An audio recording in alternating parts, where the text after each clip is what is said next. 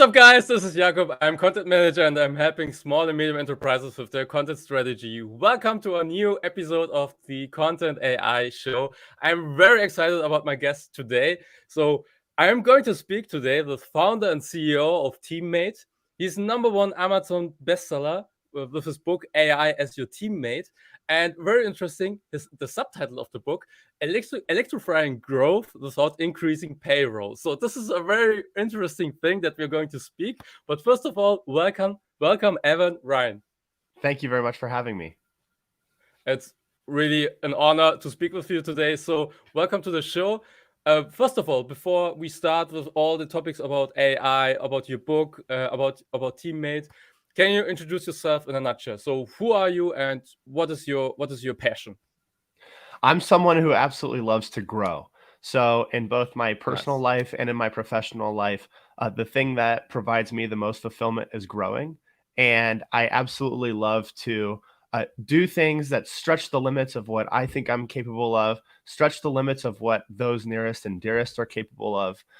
And we continue to live a life that is more interesting and fascinating and motivating today than it was yesterday. And I come from a family of entrepreneurs. So I'm an entrepreneur, I think, because I really come from a family that values freedom. They value entrepreneurism and they value solving problems in the marketplace and really sort of creating your impact and creating your legacy that way. I just love it. I just love it. Okay, all the points, really, really cool.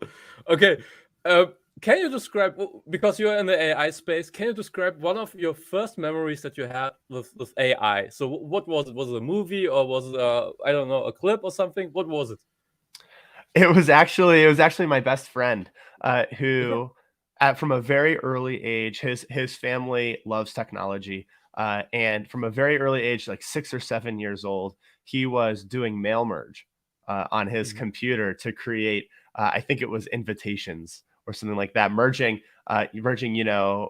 address information, name information, and getting it all organized so that way they can mail out hundreds of invitations. And I remember thinking to myself, boy, if a computer can do this really fast, I wonder what else it can do. And I sort of gave up on AI for a long time until I went to a conference back in 2016. And at this conference, they had the person who, at the time, and they actually rank, was the #1 AI researcher in the world. He was talking about how they had now built AIs that could detect cancer from scans better than a team of board certified doctors. Mhm. I remember thinking, "Oh my goodness, if you can do this kind of stuff with it, I wonder what else you can do." And so I decided, I think I'm going to dedicate this part of my life to discovering what we can do with AI. And I fell so in love with it that I decided to make a company out of it. Okay, just one step back. You said you gave up on AI for a long time. Why? What was the reason that you gave up on AI? I think wanted to help people, and at the time, I thought the best way to help people was to become a doctor. And so Ah, I thought, okay. well, I'll become a doctor, and I'm pretty good at science, and I'll be able to treat patients, and I'll make a difference that way. But I actually had a note from my guidance counselor at university the first day before school started. My freshman year of university, and it said, Evan does not want to be a doctor, but he's not quite sure what it's going to be yet. And it just took a couple of years for me to rediscover that love for technology and that love for making the world a better place through it.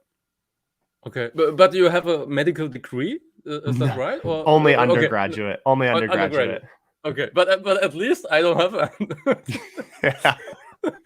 That's cool. Okay, cool. And how was the so can you describe Teammate? So you had this conference and then these ideas about AI popped again up in your head and you said, okay, I have to do something with AI. But from then to starting your own company, Teammate, what were the steps along the journey? Well, truthfully, I started the AI company because I had a couple of clients who were really interested in exploring the idea of adding AI into their business. Mhm. I was doing it on the side while I was still at university, but it's not like it was paying the bills. It wasn't making a lot of money. It was just something that I was doing in my spare time. And I tried to get a job in corporate America. I thought I need to learn a little bit more. I was in 19 in-person job interviews, and nobody would give me a job. And so after about 6 months of interviewing and interviewing and interviewing, I decided, I think I'm starting to really enjoy this AI thing. I feel like we're making a pretty big difference for our customers' lives. I think maybe instead of getting a regular job, it's time for me to go out on my own and see if we can help a lot of businesses with that. Mhm. And one of the gaps that I had seen in the market was there was just a lot of confusion about AI. And to somebody like me, confusion is a huge opportunity because now I can really bring clarity and I can bring confidence to my customers and to the marketplace. And so we decided, not every company is Facebook. Not every Yeah. company is building self-driving cars with Tesla, but every company can use AI to automate some of their business processes. Every company can use AI to help their employees do more interesting work instead of spending 4 hours a day doing just random, kind of small, boring tasks. And so maybe what we should be doing is we should just be helping small and medium-sized businesses that don't have Silicon Valley resources automate their processes, automate their tasks. That way they can grow 1x, 2x, 10x without necessarily increasing their payroll. Mhm. Got it. Okay. So yeah, that's already your subtitle: electrifying growth without increasing payroll. So does this mean that small and medium enterprises can use AI technology without hiring new stuff and increasing Yeah. their capabilities, or what does this exactly mean? Absolutely. So in the book AI is your teammate, it's really just a summarization of everything that we've learned over the last 5 or 6 years of being in business. But the one thing that really stands out to me the most was I remember that there was a day where my company teammate had too many clients Yeah. and I didn't have any more time. But we didn't have quite enough money in order to be able to hire that one extra person that was gonna be able to unlock another 50% or 100% growth. So, we were kind of caught in this trap of, well, do we take on the one more client and work another 10 hours a week trying to make it work for this client so that we have the money in order to be able to hire a new employee? Or do we hire the new employee now and trust that that one more client will come in? And it was a really difficult period of time. But if I just had an extra 5 or 10 hours per week, everything would have been so much easier.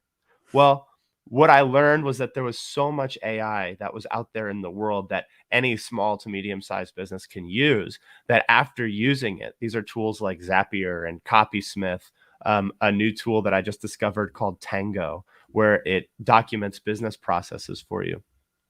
After discovering all of these tools that you can use for the price of a $50 or $30 per month subscription, I was able to save that 5 or 10 hours per week that got us that one more client that allowed us to be able to grow a little bit easier instead of writing big checks without necessarily having the cash flow to cover it.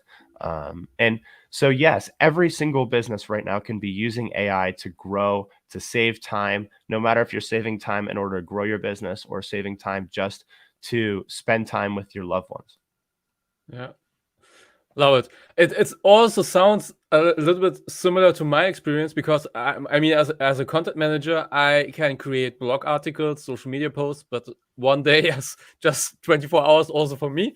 And these all these content AI tools that I'm using, they can help me to create content on scale, create more blog articles. And I'm not starting from zero, I'm starting from 60-70% for each blog article. And this helps me to generate more articles, more content for clients. Yeah, That's the absolutely. thing is Yeah, I think people have a fear about these types of AI tools, like it's going to take the jobs of tens of yeah. thousands of people all on one day. And you turn on the news and it's like all marketing managers fired from everywhere because now AI Yeah. is doing things. But it gets you that first 60 or 70% of the way. It saves you a couple of hours. It doesn't save you all of the time. There's still a human element that I think is Yes. really important, because there are some things that humans can do that only humans can do. But especially those content AI tools, I don't think that we're going to be seeing large swaths of marketing professionals just being fired all on one day because an AI decided to take it over. I think what we'll see is that there are more marketing professionals and there are more people that are doing this work because now they have AI providing that leverage. Yeah, yeah, absolutely, I agree. So I called myself a content manager, and now I call myself content AI manager because I'm using AI tools really. And people are asking me, what is this? Why are you calling yourself? Because it's not. It would be not honest if I don't mention that I'm using AI tools. It's changing the way. It's changing my workflow. But basically, I'm doing the same, but on a different level.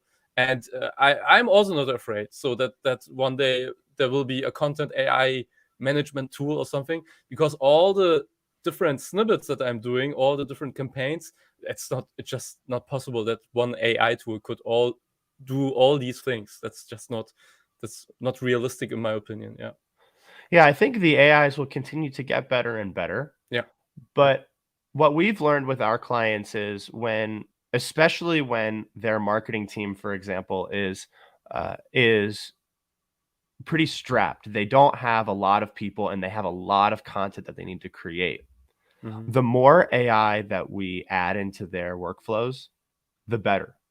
So if we can add AI that automates the entire posting, it automates the creation and the posting of a piece of content, well, it's not that those people just sit around and do nothing and watch Netflix all day. Now Yeah. they're creating entirely new marketing campaigns, and they're creating Exactly. even more beautiful and creative videos or whatever it is that they're doing to connect with their audience even better. I think these AI tools help companies just level up their game overall and Mhm. and do more and better serve their clients and create a bigger impact. Yeah. Yeah. Exactly. So you mentioned a couple of tools already, Copysmith, I think, and Tango. Yes, yes. So I'm not affiliated with these companies. Good So to you say. can, yeah, I am not affiliated with them. These are just products that I have used or I love. So Copysmith.ai, it's an AI tool that allows you that writes marketing copy for you. It's a Yeah, competitor to Copy.ai. I don't know which one you use, but Copy.ai, many. Copysmith.ai. There's another one. I haven't used it, so I don't know if it's actually any good, called, I think, Jarvis. I get a lot of ads Jarvis for AI. it. Hmm. Me too. Tango, this is tango.us.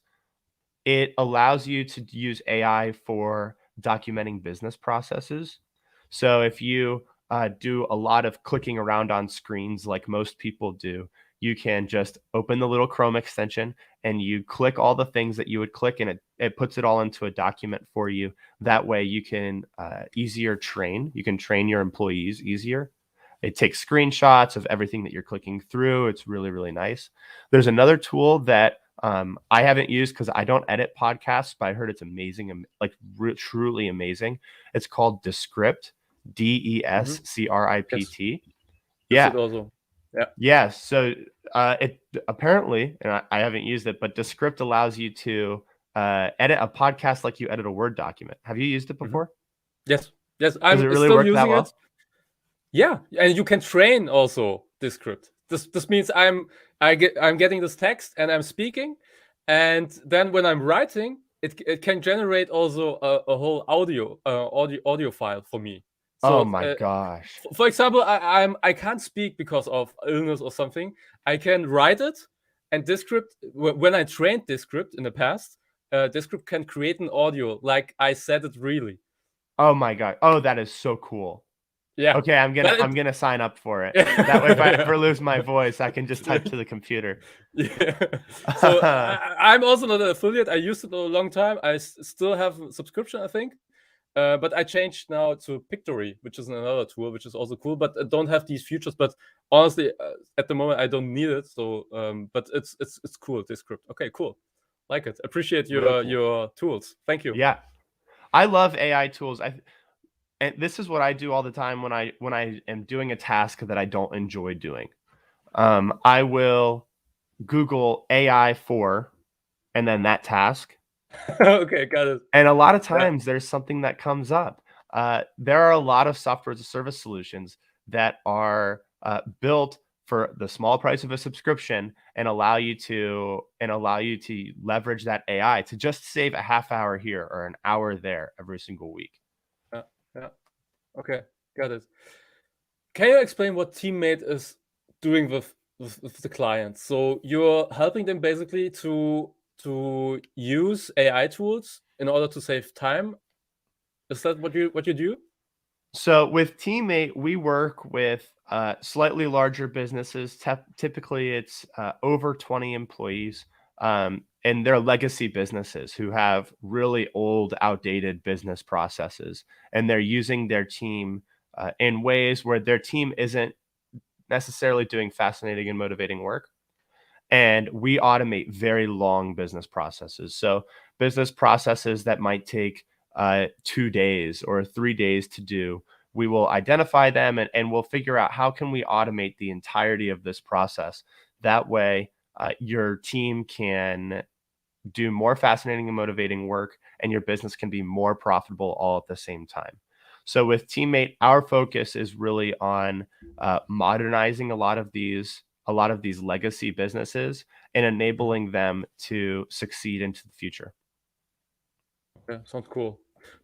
But this means that every client is a different project because you don't have one tool that you're using because you're looking very on a individual level. What are the pain points? What are the the longest business processes, and how can we automate them? And this means always also another tool, right?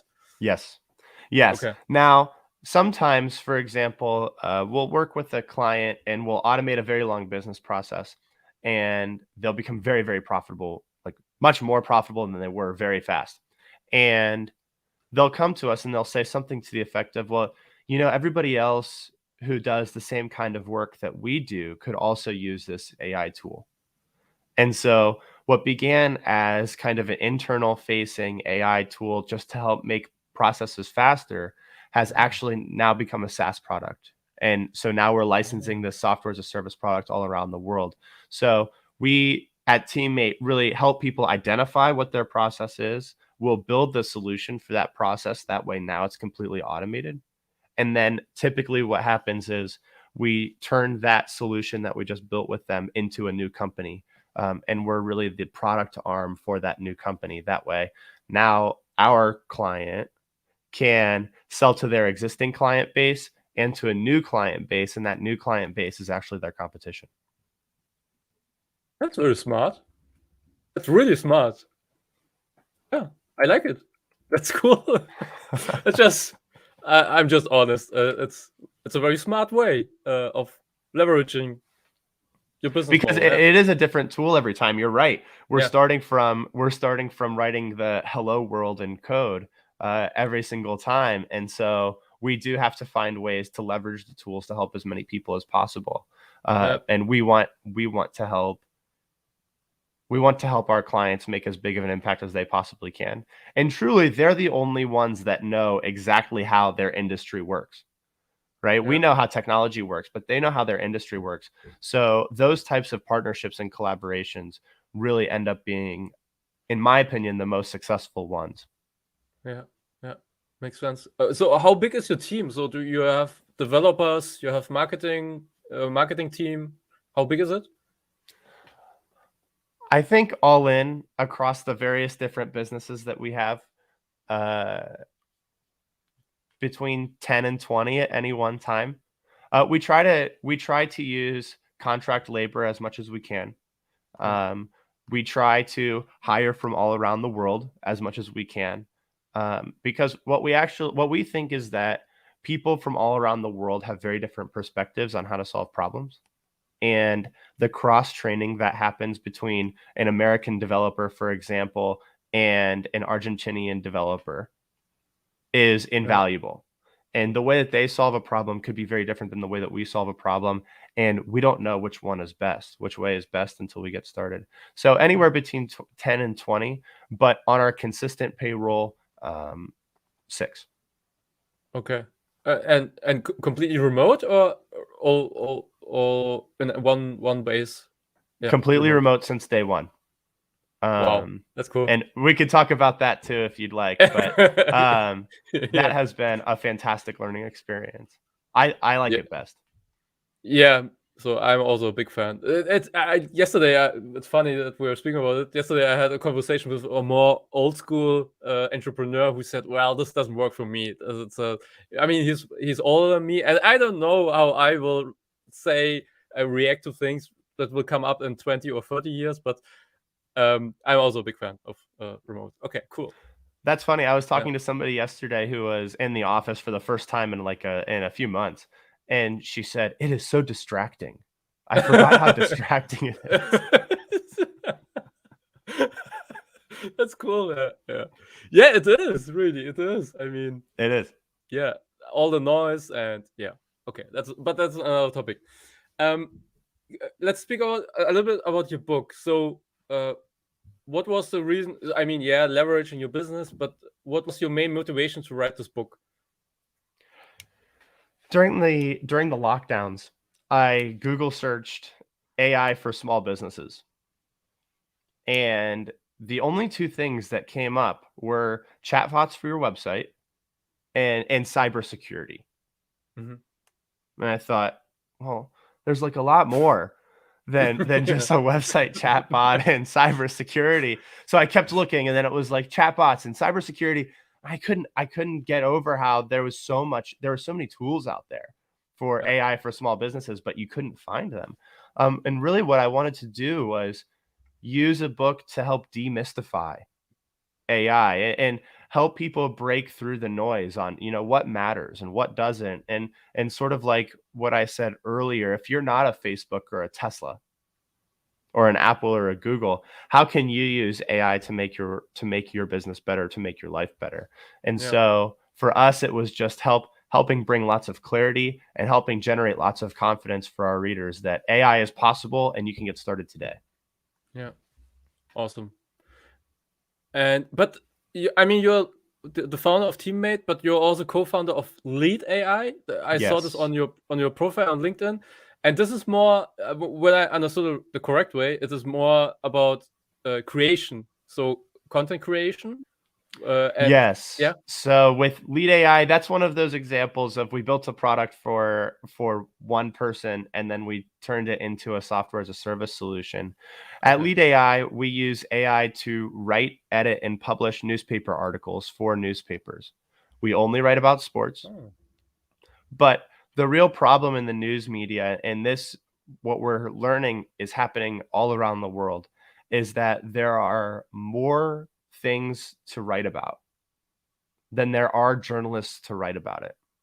yes, And our goal at Lead AI is not to replace the journalist. Our goal at Lead AI is to write articles that aren't getting written right now. That way, journalists can write the types of articles that enhance the community and that only journalists can write. So at Lead AI, we write sports articles. We write it for high school, college, and professional sports. And we try to cover as much as we possibly can for our clients. That way, they can increase their revenue, they can increase their readership, and their journalists can focus on the things that really matter for journalists. yeah. It's just funny because I worked as a digital editor for magazines and also for a print magazine, for online magazines, worked on TV station and newspaper and things like that. And I was always excited when I hear about AI and creation of articles. But I was the only one who was excited within the room. So other people, they say, "Well, AI needs some time.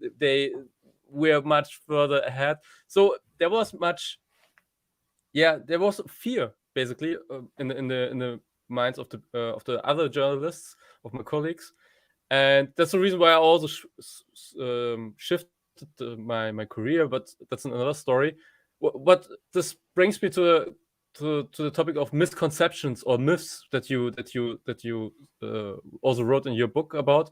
So what is one of the biggest misconceptions in your opinion that people have when it comes to AI, in your opinion? What is the biggest one? What are the biggest one or two that they have about AI?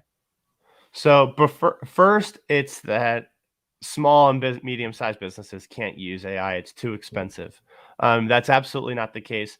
We used AI when we had almost no money. And actually, what we find is that the AI solutions that we leveraged and we still do leverage are cheaper than hiring a freelancer, or they're cheaper than hiring somebody to do the job for you. Yeah. I think the other misconception is that AI is just going to come in one day and it's going to take everybody's jobs. And there are some people that think it will. Um, but in the 1950s, one of the most popular jobs in the United States was a telephone switchboard operator. It's somebody Yes. that, connected phone calls together for you. In the And movies, you now, can see them. Yeah. yeah, yeah, that job has been completely replaced by 3 button clicks in Zoom. Yeah. There are now no more telephone switchboard operators. But we're in the middle of the largest labor shortage in history in the United States. And so these types of technologies, I think, while people think, it's going to come in and it's going to take a lot of jobs, I think the reality is more that it may displace some people, but the other side of that displacement is much more fascinating, motivating, and fulfilling. So I think the two misconceptions are: you can get started today and you don't need to write any code in order to do it. And secondly, that the future with AI is much bigger and better than the past is. Yeah. Cool. Really like it, and would also agree. Yes. Yes. Okay. We have a lot of to do. That's the reason why I started this show, also to bring the message about AI. Also, cool. Okay. Still, there are risks. So yesterday I had this interesting conversation from an AI risk manager from Singapore who's thinking about the risks of AI. I think there are still things that we have to think about: AI governance, AI risk, and things like that. But there must be at least a discussion about it, and people have to start to use it. Yeah. Okay. Yeah. Cool. When it comes to the vision, so teammate in the year 2025 or 2030, what are the plans? Where will the journey go? I think our most important role is helping create a more fascinating and motivating future for employees, and helping free employees from jobs that are like human robots into jobs that are really fulfilling. And I think over the next 5 and 10 years, our primary role is continuing to spread the message that really every person on earth can do the things that only they can do. Mhm. We just have to figure out how to free them up to do that. And so I think it's helping lots more businesses. It's helping automate lots more tasks for businesses, and helping businesses really create AI as sort of the backbone of their business. That way their employees can create new value that they couldn't even dream of creating. Yeah. Makes sense. Cool. When it comes, I mean, you are an insight, somebody, an expert on the AI. What trends do you see when it comes to AI, and which direction is this technology going? I'm always so content AI experts say GPT-4, so the release of the new GPT version, something like this. What do you expect from the AI industry in the next year or the coming 2-3 years? I think it will be very subtle, and then it will be all at once. So a GPT-4 release, I think, will be really interesting, and I'm sure it will be able to do a lot of really fascinating things, and it'll have a lot of unique capabilities. Um, but I still don't think that the adoption will be very high. So the adoption of GPT-3 right now is much higher than the adoption of GPT-2 was, but I don't think that you'll be walking down the street hearing somebody talk on the phone and they'll be talking about GPT-4 necessarily. Yeah. Okay. Got it. Yeah. Um, but I do think that we will start to see more and more software as a service solutions that are AI based being purchased and bought. I think that they're in a world, certain department, or in a company, certain departments might be, 10 people right now. As those people retire or as they quit, maybe they won't be rehired for, and it'll be 2 people with a lot of AI in the next several years. But I also think that there's this weird trend right now, and I don't understand it. We've never used any of these tools, so maybe it's just my singular point of view. I think there's a weird trend where people are trying to build AI as a service, like we'll help you build your own AI algorithms.